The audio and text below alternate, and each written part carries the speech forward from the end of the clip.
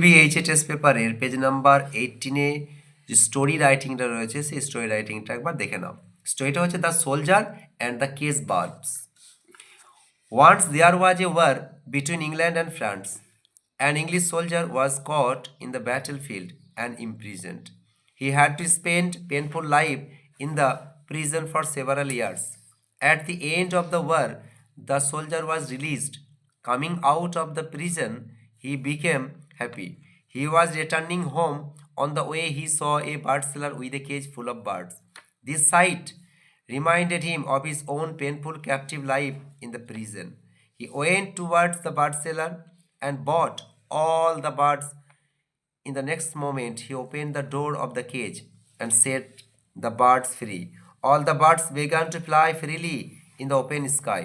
The soldier stared at the sky and felt a great joy. মোরালটা হচ্ছে the wearer knows where the shoe pinches. ভিডিওটা ভালো লাগলে like share and subscribe করুন।